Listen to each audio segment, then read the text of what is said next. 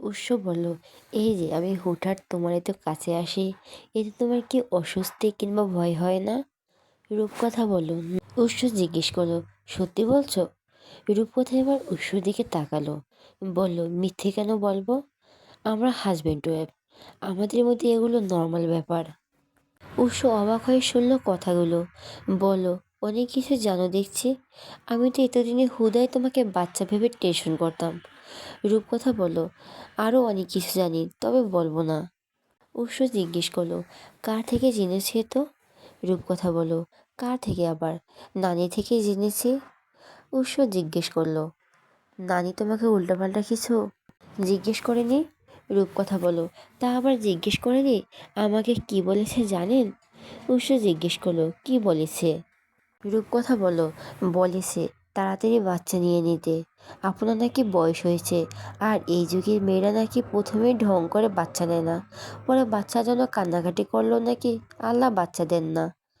উৎস বলো, ধুর পাগলের কথা বাদ দাও, নানি নতুন দম্পতি দেখলেই বাচ্চা কাচ্চা করে। রূপকথা বলো, রিঙ্কাপুর বিয়ে থেকে আসার সময় নানিকে আবারও আমাদের সঙ্গে নিয়ে আসবো। উৎস বলো, রাজি করাতে পারলে আনিও। রূপকথা উৎসর গায়ে এক পা তুলে কাতর কণ্ঠে বলো, আমার ঘুম আসতেছে। উৎস বলল, ঘুমাও। রূপকথা বলো, অলরেডি 3টা বাজে। উৎস বলো, কিছু হবে না, ঘুমাও। 5টা বাজে উঠে যেও, আমি ডেকে নিব। রূপকথা উৎসর বুকে শুয়ে তার পাশ চাপদাড়িতে হাত বুলাতে লাগলো। এটা নতুন কিছু না, গত 1 মাস ধরে এভাবেই ঘুমায় রূপকথা। শোয়ার পর রূপকথার এমন আদুরে স্পর্শে ঐশ্বরও খানিকের ব্যবধানে ঘুম চলে আসে। মাগরিবের আজান শুনে ঐশ্বর ঘুম ভেঙে গেল। রূপকথাকে নিজের বুক থেকে সরিয়ে উঠে বসলো। এরপর দেওয়াল ঘড়ি দেখে 5টা 18 বাজে। সময় দেখে ঐশ্বর বলো, এই তখন কিভাবে হয়ে গেল? টের পেলাম না কেন? ঐশ্বর রুমের লাইট জ্বালিয়ে রূপকথাকে ডাকলো, বলল, এই রূপকথা ওঠো, মাগরিবের আজান দিয়ে দিচ্ছে তো। এই রূপকথা। এবার মনে হয় রূপকথার ঘুম কিছুটা হালকা হলো। মাথা উঠিয়ে সামনে দাঁড়িয়ে থাকা উৎসর দিকে তাকিয়ে জিজ্ঞেস করলো, কি? উৎস বলল, মাগরিবের আজান দিয়ে দিচ্ছে। রূপকথা উঠে বসলো। এরপর আড়মোড়া ভেঙে হাই তুলে জিজ্ঞেস করলো, আপনার না আমাকে 5টায় ডেকে তোলার কথা ছিল? উৎস বলল, আরে আমারও চোখ লেগে আছিল। রূপকথা বিছানা থেকে ওয়াশরুমে যেতে যেতে বলল, বুঝাচ্ছি। উৎস বলল, ফ্রেশ হয়ে নাও। রূপকথা কিছু না বলে ওয়াশরুমে চলে গেল।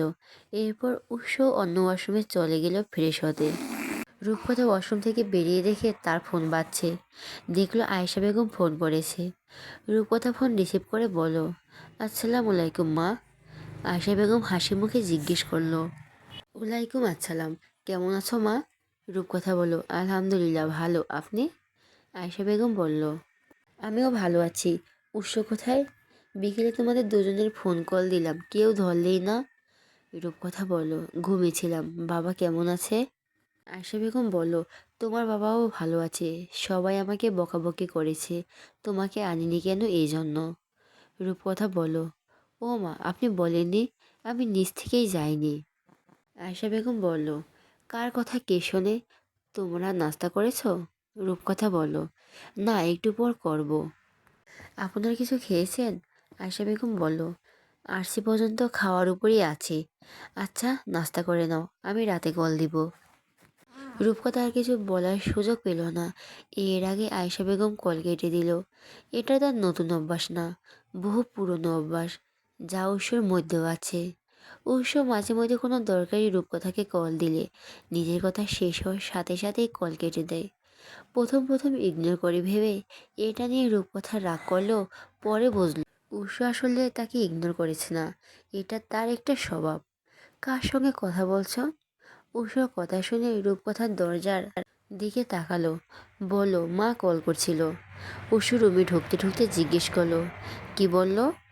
রূপকথা বলো, তেমন কিছু না, ভালো মন্দ জিজ্ঞেস করলো। ঐশ্বর বলো, রেডি হয়ে নাও।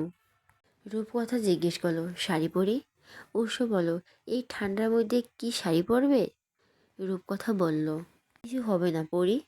ঐশ্বর বলো, বাইরে কিন্তু বাসার মতো রুম কম্ফোর্টার নেই, এটা মাথায় রেখো, যা মন চায় করো।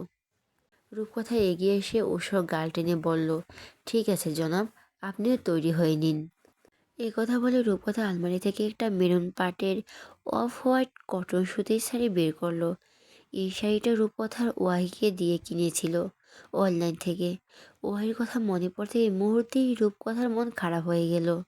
তারপরে শাড়ি ব্লাউজ পেটিকোট নিয়ে পা চালালো পাশের ড্রেসিং রুমের দিকে। উষও রেডি হতে লাগলো।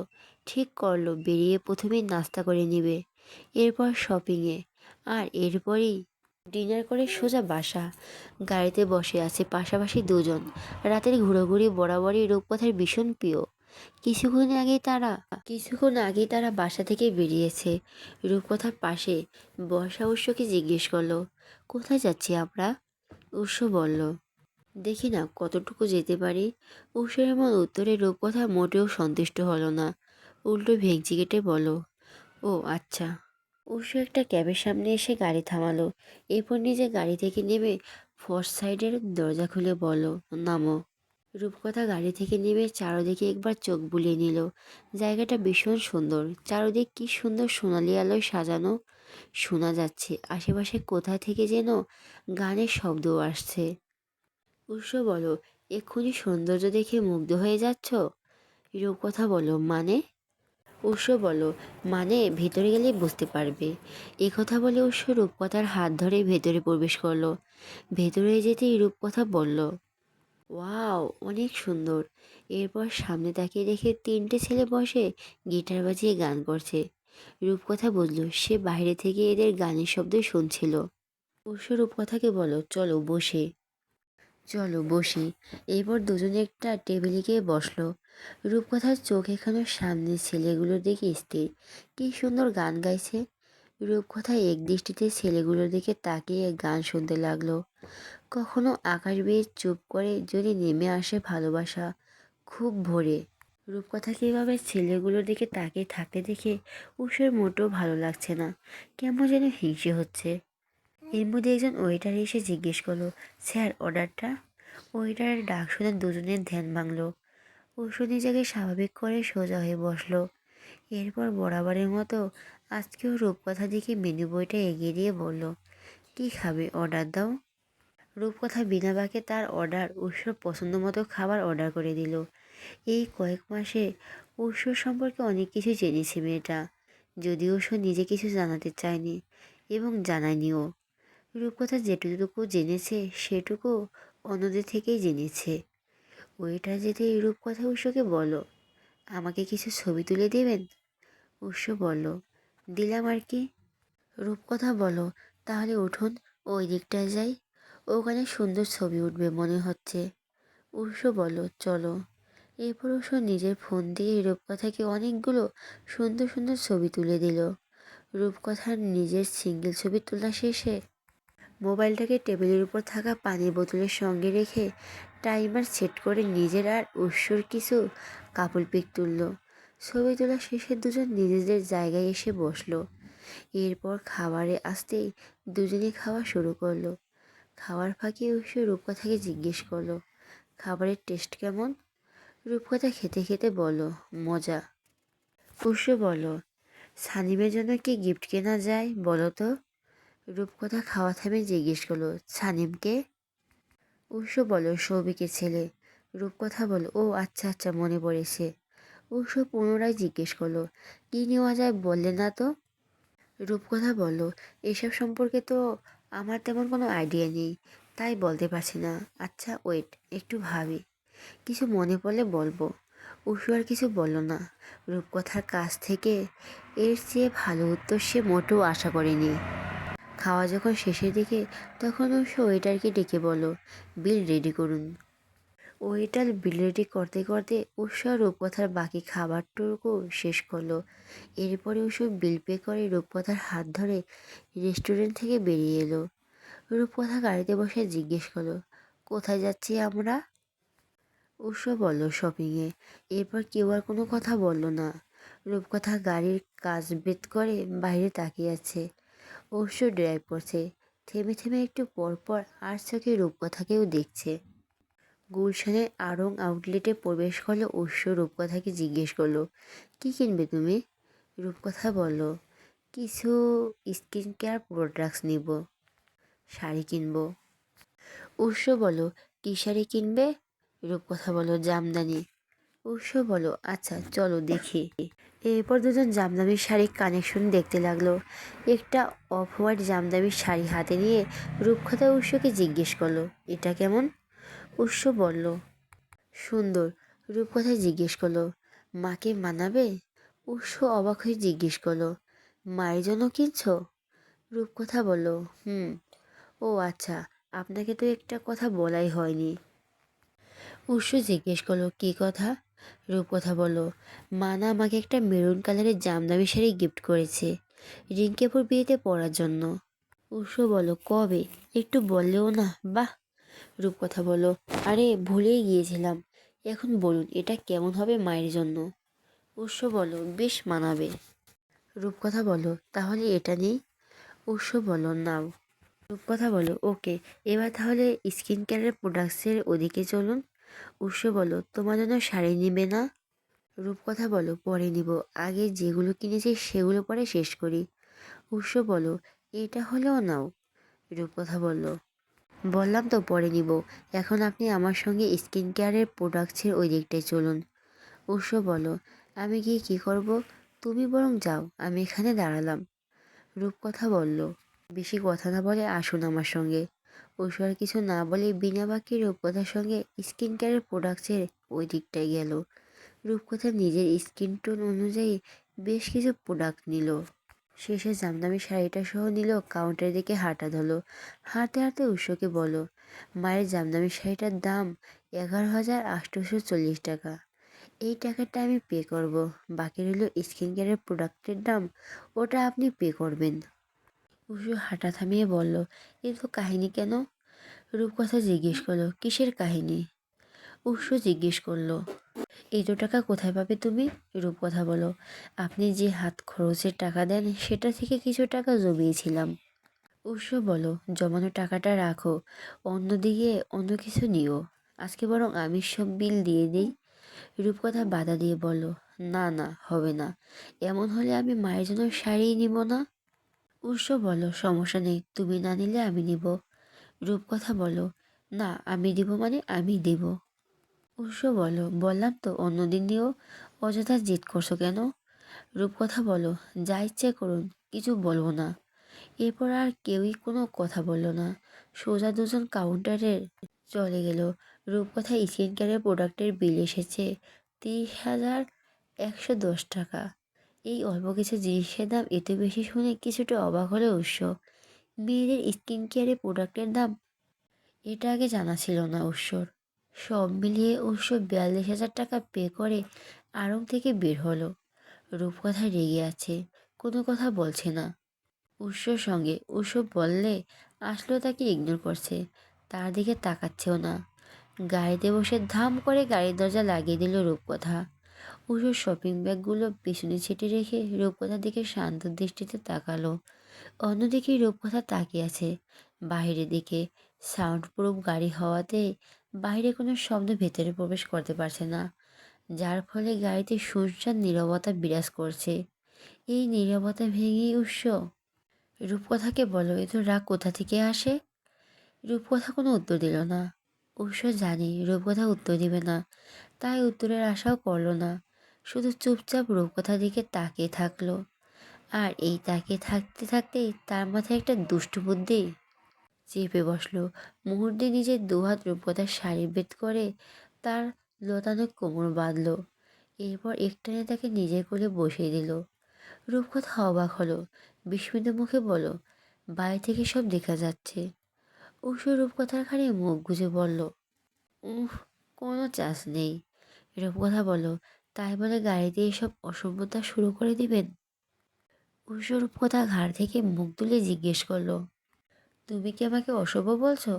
রূপকথা বলো, তা নয় তো কি। উৎস বলো, রিয়েলি? রূপকথা বলো, কোনো সন্দেহ আছে? উৎস বলো, না না, কোনো সন্দেহ নেই, এখন তো শুধু অসভ্যতার প্রমাণ দেওয়ারই পালা। রূপকথা জিজ্ঞেস করলো, মানে? উৎস বলো, মানে বুঝতে হলে তো আরও কয়েকদিন অপেক্ষা করতে হবে বেবি যান। উৎসর মুখে বিবিধান ডাক শুনে মুহূর্তেই রূপকথার মন মস্তিষ্কে অন্যরকম একটা অনুভূতি খেলে গেল। এমন অনুভূতি এর আগে কখনো হয়নি। রূপকথার কানে বারবার বাজতে লাগলো উৎসর বলা বিবিজান ডাকটা। তার বিশ্বাসই হচ্ছে না উৎস তাকে এত সুন্দর করে ডেকেছে। আমারও নীরবতা ভেঙে উৎস বলল, আমি জানি তুমি রেগে আছো, শুধু বলবো মনে রেখো আমার যা তাই তোমার। রূপকথা আনমনে বলে উঠল, আর আপনি, আপনি কার? রূপকথা এই কথার কোনো উত্তর দিল না উৎস। উল্টো বলল, এ তো ছোটোখাটো বিষয় নিয়ে মন খারাপ করে সময়টা নষ্ট করো না। বাইরে এসেছো, ঘুরছো, তাই বলবো সময়টাকে উপভোগ করো। মনে রেখো এক্ষুনি সময়, পরে কিন্তু আমি বুড়ো হয়ে যাব। রূপকথা বলো, হয়েছে আর সাবাই গাইতে হবে না, বাসায় যাব। উৎস বলো, সানিমের জন্য তো কিছু কেনা হলো না। কথা বলো, ওর জন্য কী কিনবেন ঠিক করেছেন? উৎস বলল, বুঝতে পারছি না কি কেনা যায়। রূপকথা বলো, আমি বলি কি ভালো থেকে একটা ড্রোন কিনে নিন। এই বয়সে বাচ্চাদের তো এসবই পছন্দ। আর বাসার সবার জন্য জামা কাপড় যেতেই অনুষ্ঠান হচ্ছে।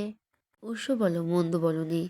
রূপকথা বলো, কোনো কালকেই তো মন্দ বলি না, আপনি তো পাত্তা দেন না।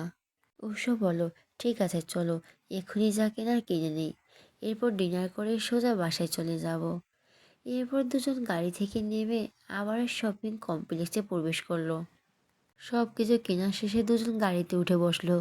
উৎসর ড্রাইভ করছে, আর তার পাশে রূপকথা গাড়ির দরজা হেলান দিয়ে উৎসর কোলে পা তুলে বসে আছে।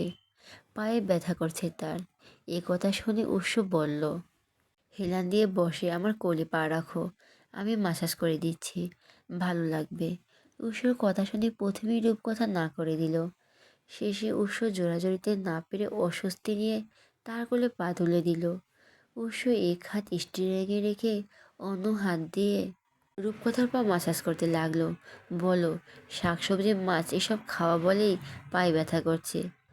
রূপকথা বলল, হয়তো। উৎস বলো, হয়তো না, এটাই সত্যি। এখন থেকে মাংস খাওয়া বাদ দিয়ে শাকসবজি মাছ এসব খাওয়া শেখো। রূপকথা বলো, আপনি মাছের কাঁটা বেছে খাওয়াবেন? আমি কিন্তু মাছের কাঁটা বাছতে পারি না। পাকনামি করে মাছ খেতে গেলে গলায় কাঁটা আটকে ফেলি। উৎস বলো, খাওয়াবো, সমস্যা কি?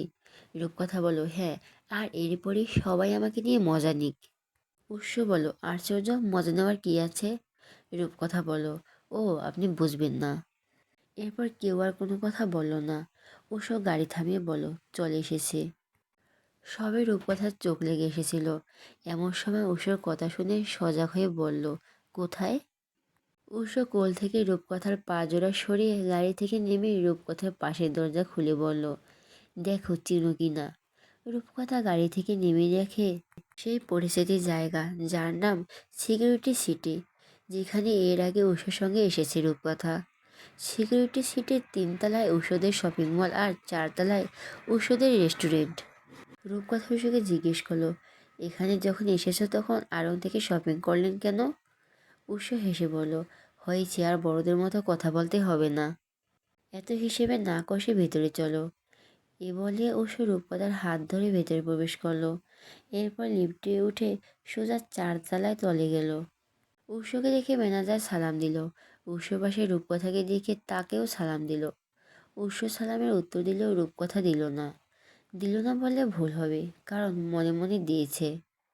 উৎস রূপকথাকে নিয়ে কর্নারে একটি টেবিলে গিয়ে বসলো। তাদের ডান পাশে গ্লাসের দেওয়াল, আর সেই দেওয়াল বেয়ে শিশির পানি গলে পড়ছে।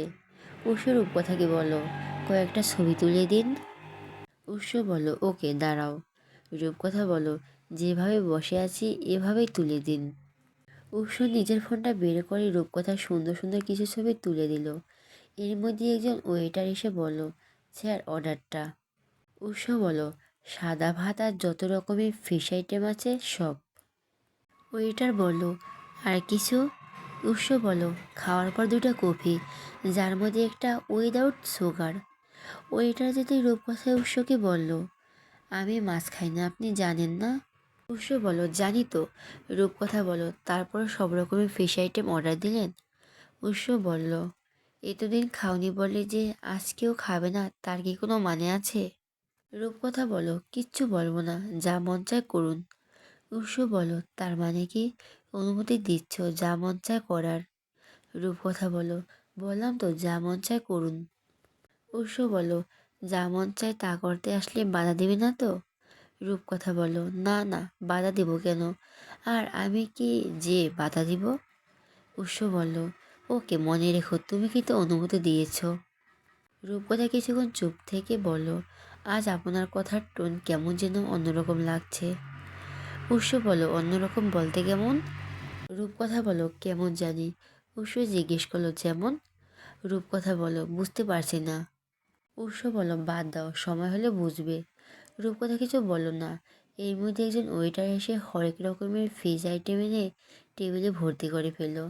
যা দেখি রূপকথা উৎসকে বলো, আল্লাহ, এ তো মাছ, কি খাবে? উৎস বলো, কেন, আমি আর তুমি?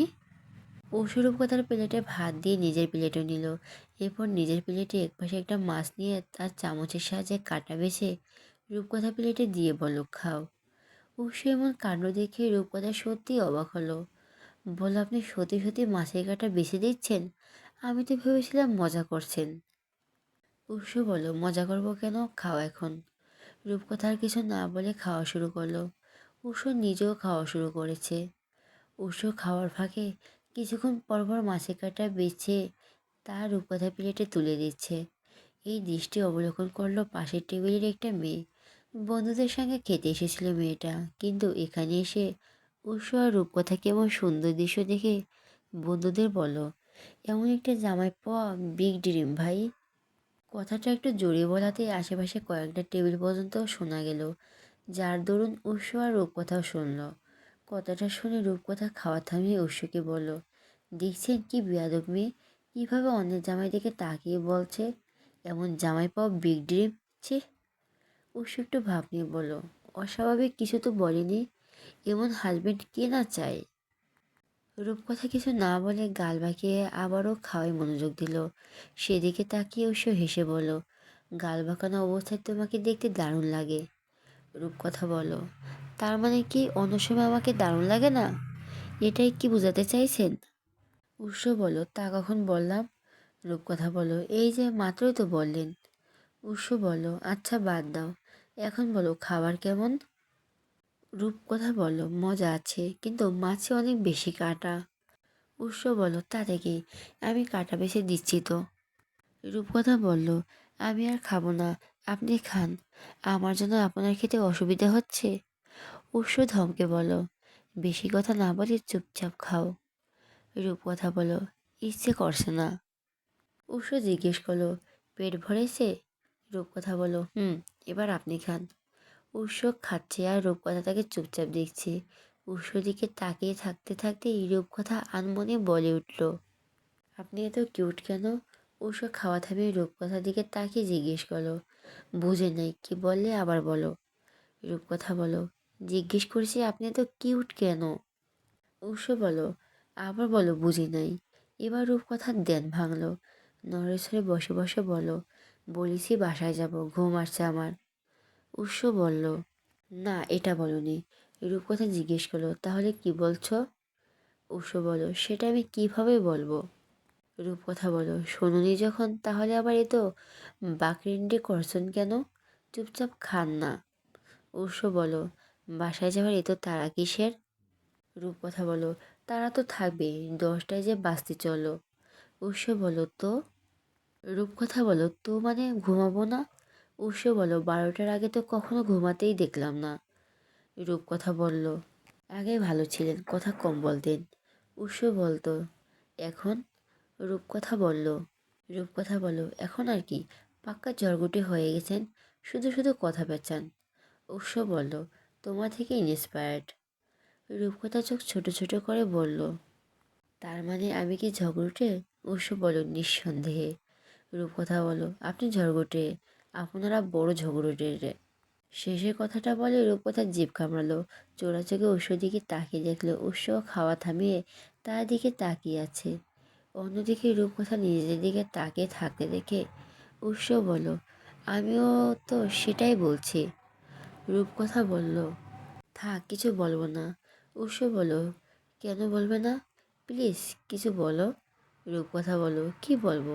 আপনি তো মনে করেন আমি মুখ খুলে ঝগড়া করি, তাই চুপ থাকাই শ্রেয়। উষো খাওয়া শেষ করে টিস্যু পেপার দিয়ে মুখ মুছে বলল, তা কখন বললাম? রূপকথা বলল, সব কিছু মুখে বলতে হয় না, কিছু কথা নিজ থেকে বুঝে নিতে হয়। উষো মিনমিনি করে বলল, যা বুঝতে চাই তাছাড়া দুনিয়া বাকি সবই বোঝো তুমি।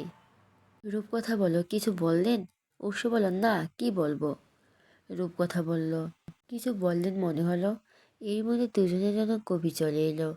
উষো রূপকথাকে জিজ্ঞেস করলো, কোনো ডেজার্ট অর্ডার দেবে, খাবে? রূপকথা বলল, এখানে খাবো না, পার্সেল করে দিতে বলুন। উষো জিজ্ঞেস করলো, এরাবিয়ার কাডাস্ট দিতে বলছি, আর ডেজার্ট আইটেম এটা নতুন যোগ হয়েছে। রূপকথা বলল, দেন।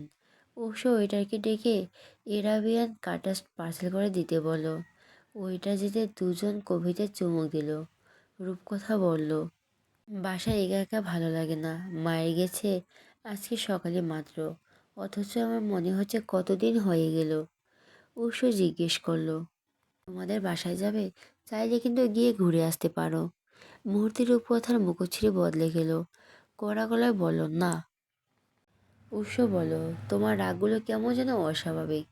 রূপকথা বলো, জানেন তো আমার ইগো কিন্তু খুব প্রখর, কারো কথা একবার আমার ইগো হার্ট হলেই শেষ। উষো বলল, তোমার বাসায় কেউ তোমাকে কিছু বলেছে? রূপকথা বলো, এটাই যখন শুনতে চাচ্ছেন তাহলে বলি শুনুন। হোলির দিন আমি বাবাকে বলেছিলাম